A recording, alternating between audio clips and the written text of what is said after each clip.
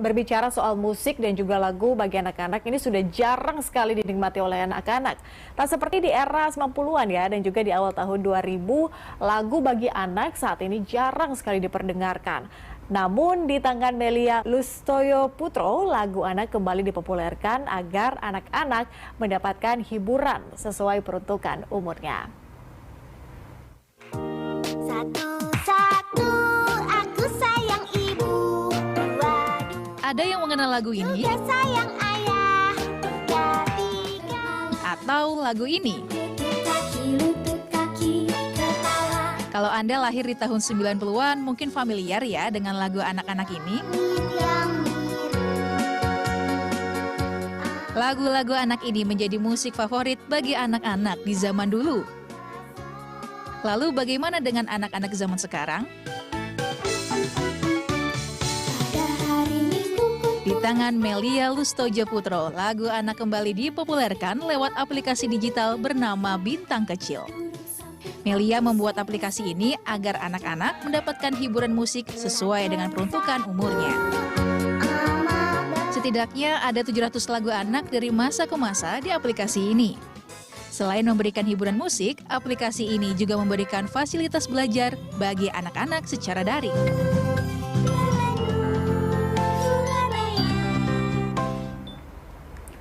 Ya, untuk mengetahui cerita di balik diciptakannya sebuah aplikasi digital lagu anak Indonesia, kita sudah terhubung lewat sambungan Zoom dengan pencipta aplikasi digital tersebut. Selamat pagi, Mbak Melia. Pagi semuanya.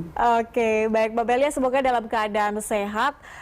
Luar biasa ya Mbak Mel kalau kita berbicara soal lagu anak. Ini saya ingat ya di zaman saya kecil itu sering sekali dengar lagu-lagu anak gitu. Tapi kalau sekarang memang bisa dikatakan sudah jarang banget ya kita dengar lagu anak. Kemudian Mbak Mel nampaknya merasa terpanggil begitu untuk membuat satu aplikasi musik ramah anak. Sebetulnya inspirasinya dari mana nih Mbak Mel? Boleh diceritakan mungkin? Ya, jadi awalnya itu di tahun 2018 saya sebagai salah satu semifinalis Lomba Cipta Lagu Anak Indonesia diundang sama Pak Jokowi ke Istana Presiden untuk merayakan Hari Anak Indonesia. Di situ beliau menanyakan pada kami, lagu anak-anak Indonesia di mana? Kok sekarang nggak ada? Kok sekarang langka? Sementara di lain pihak itu banyak teman-teman pencipta lagu, ribuan teman-teman mengalami kesulitan untuk mempublikasikan dan mempopulerkan karya-karya mereka. Jadi karena dengan berbagai kendala biaya dan birokrasi itu menyulitkan teman-teman pencipta lagu dan saya sendiri untuk mempopulerkan lagu anak Indonesia. Apalagi di tengah dengan gempuran lagu-lagu dewasa, lagu-lagu barat yang dianggap oleh anak-anak itu lebih menarik dibandingkan lagu-lagu masa lalu seperti Balonku, Bintang Kecil, atau Pundak Lutut Kaki, terutama untuk anak-anak SD. Jadi dari situ ada inspirasi tuh untuk kenapa kita nggak membuat sebuah jembatan untuk menjembatani kebutuhan anak-anak dan kebutuhan teman-teman pencipta lagu. Tapi saya penasaran Mbak Mel, karena kan setahu saya Mbak Mel itu sendiri nggak punya latar belakang sebagai seorang musisi ya Mbak Melia ya. Tapi bagaimana sih ceritanya kemudian kok bisa kepikiran gitu loh Mbak? Betul, sebenarnya saya sendiri seorang fashion designer, fotografer, penulis novel, dan saya juga emang punya hobi sih untuk menulis lagu sejak umur 13 tahun. Tapi saya nggak terjun secara profesional sebagai musisi.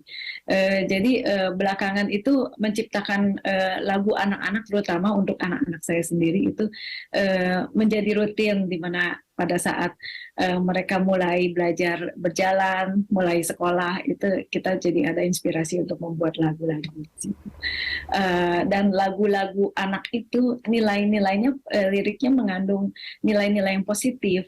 Jadi membuat suasana hati sangat senang dan anak-anak juga menjadi optimis dalam menjalani sehari-hari. Jadi dari situ kita lihat di saat-saat ini, di mana anak-anak banyak nyanyiin lagu-lagu galau, lagu-lagu dewasa, lagu-lagu barat, yang sebenarnya nggak sesuai liriknya dengan usia mereka. Apalagi anak-anak itu kan mempercayai setiap lirik yang mereka nyanyikan. Jadi dari situ saya banyak mencoba menulis lagu-lagu anak dan juga mengumpulkan lagu-lagu anak dari teman-teman musisi lainnya. Jadi salah satu tantangannya adalah bagaimana kemudian di zaman sekarang ini ya, di era digital ini, anak-anak kemudian lebih banyak mendengarkan lagu-lagu galau ya, lagu-lagu barat yang juga didengar, yang cenderung didengar oleh orang dewasa. Tapi selain itu, Mbak Mel, sejauh ini kalau berbicara soal tantangan gitu ya, atau mungkin kesulitan dalam mempopulerkan lagu-lagu anak-anak di zaman sekarang ini, apa saja Mbak selain itu? Sebenarnya kesulitan dan tantangannya itu datang dari stakeholdernya sendiri. Jadi dari keluarga anak-anak, dari orang tuanya, dari dari pemerintah, dari lingkungan yang menganggap bahwa anak-anak nyanyiin lagu dewasa semua fine-fine aja gitu. Dan mereka sementara liriknya banyak yang nggak sesuai. Apalagi banyak pertanyaan-pertanyaan misalnya yang timbul dari anak saya tentang lirik lagu-lagu barat seperti yang lagu Freddie Mercury, Let's Kill the Man lah, atau Let's Kill the World, itu sangat mempengaruhi kejiwaan dan pertumbuhan karakter anak-anak. Terutama mereka itu kan sebagai calon pemimpin dan pembangun bangsa ini kelak. Nasib bangsa ini ada di tangan mereka. Dan mereka ini saat ini sedang membangun karakter. Jadi sangat dibutuhkan seharusnya input-input yang positif untuk anak-anak tersebut. Nah, sayangnya tantangannya sendiri kebanyakan datang dari keluarganya, dari orang tuanya yang menganggap bahwa nggak ada masalah kok anak-anak nyanyiin lagu dewasa atau lagu-lagu yang nggak sesuai dengan usia mereka. Tapi hal itu sebenarnya sangat mempengaruhi karakter mereka pada saat pertumbuhannya itu. Jadi seharusnya bagaimana nih Mbak Mel caranya kita kemudian untuk merubah paradigma atau pandangan dari orang tua yang berpikiran seperti itu, seperti yang dikatakan oleh Mbak Mel tadi? Nah, jadi memang kalau untuk masalah ini seperti menggarami air di laut, saya nggak bisa bekerja sendiri. Kita harus berkolaborasi dengan berbagai pihak, dengan setiap stakeholder yang berkepentingan, pemerintah, dan mungkin ada teman-teman komunitas lain yang harusnya juga ikut menggiatkan lagu anak-anak Indonesia supaya anak-anak yang mendengarkan input-input yang sesuai dengan usia mereka. Mendengarkan lagu-lagu yang positif, yang membuat mereka itu tumbuh dengan tanpa drama, tapi tumbuhnya dengan sifat yang tangguh, karakter yang berbudi luhur, seperti yang dulu diajarkan pada kita melalui lagu-lagu, melalui sejarah dan seni dan budaya bangsa ini. Seharusnya anak-anak itu bisa kembali mengenal, mencintai, dan bangga atas seni dan budaya dan lagu anak Indonesia.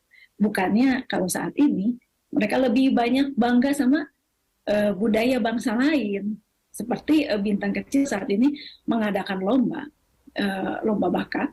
90% mereka menyanyikan atau menari-nari dengan lagu-lagu dewasa atau lagu-lagu barat, lagu-lagu Korea.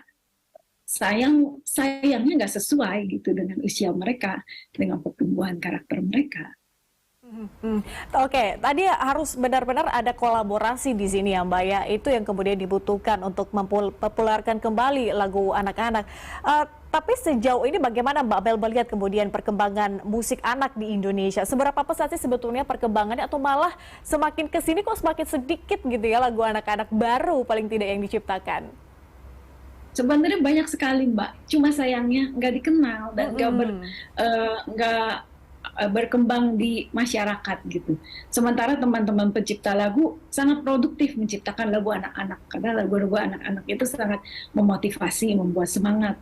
Dan kalau kita dengar lagu-lagu anak-anak, misalnya yang ada di Bintang Kecil, pagi-pagi mendengar lagu yang kita yang terhebat, kita bisa, atau sayang orang tua, sayang terhadap sesama, sayang terhadap alam, itu sangat membuat a good day, whole day gitu.